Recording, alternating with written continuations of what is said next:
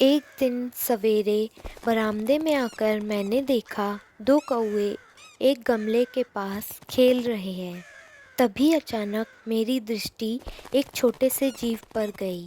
निकट जाकर देखा, गिलहरी का छोटा सा बच्चा कौवे जिसमें अपना आहार खोज रहे थे। चोंचों के दो घाव भी उस छोटे से जीव के लिए बहुत थे। सबने कहा कौवे की चोंच का घाव लगने के बाद यह नहीं बच सकता, अतः इसे ऐसे ही रहने दिया जाए। परंतु मेरा मन नहीं माना। मैं उसे धीरे से उठाकर अपने कमरे में लाई। फिर रुई से रक्त पोंछकर घाव पर मरहम लगाया। रुई की पतली बत्ती दूध में भिगोकर जैसे तैसे उसके नन्हे मुंह तक लगाई।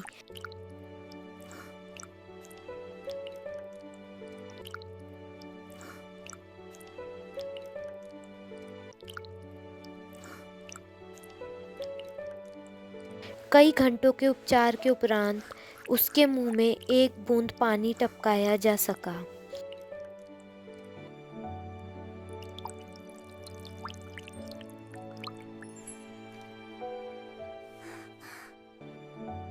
तीसरे दिन वह इतना अच्छा और स्वस्थ हो गया कि मेरी उंगली अपने दो नन्हे पंजों से पकड़कर नीले कांच के मोती जैसी आंखों से इधर उधर देखने लगा।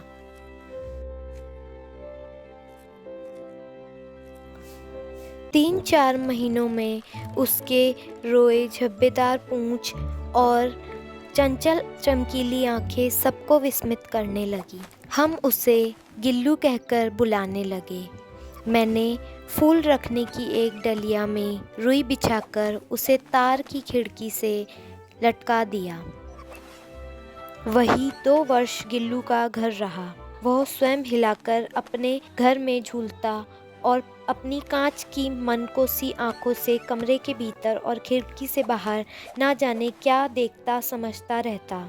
जब मैं लिखने बैठती तब अपनी ओर मेरा ध्यान आकर्षित करने की उसकी तीव्र इच्छा होती। उसने एक अच्छा उपाय खोज निकाला। वह मेरे पास आता, फिर उतनी ही तेजी से सर्र से चला जाता। कभी कभी मैं गिल्लू को पकड़कर एक लंबे लिफाफे में बिठा देती। भूख लगने पर चिक चिक करके मानो वह मुझे बताता और काजू या बिस्किट मिल जाने पर उसे पंजों से पकड़कर कुतरता रहता। फिर गिल्लू के जीवन का प्रथम बसंत आया। नीम चमेली की गंध मेरे कमरे में हौले हौले आने लगी। बाहर की गिलहरियाँ खिड़की की जाली के पास आकर चिक चिक करके ना जाने क्या कहने लगी। गिल्लू को जाली के पास बैठकर अपने पन से बाहर झांकते देखकर मुझे लगा कि इसे मुक्त करना आवश्यक है। मैंने जाली का एक कोना खोल दिया और इस मार्ग से गिल्लू ने बाहर जाने पर सचमुच ही मुक्ति की सांस ली। इस छोटे से जीव को घर में कुत्ते बिल्लियों से बचाना भी एक समस्या थी। कॉलेज से लौटने पर जैसे ही मैं कमरा खोलकर भीतर आती, वैसे ही गिल्लू अपनी जाली के द्वार से भीतर आकर मेरे पास दौड़ने लगता। तब से यह उसका नित्य का काम हो गया। जैसे ही मैं खाने के कमरे में पहुंचती, वह भी मेज पर पहुंच जाता और मेरी थाली में बैठना चाहता। बड़ी कठिनाई से मैंने उसे थाली के पास बैठना सिखाया, जहां बैठकर वह मेरी थाली में से एक एक चावल उठाकर बड़ी सफाई से खाता।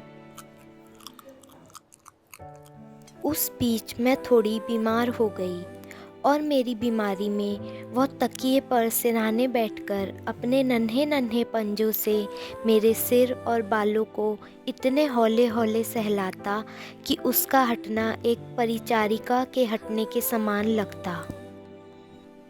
गर्मियों की दोपहर में जब मैं काम करती रहती तो गिल्लू ना बाहर जाता ना अपने झूले में बैठता।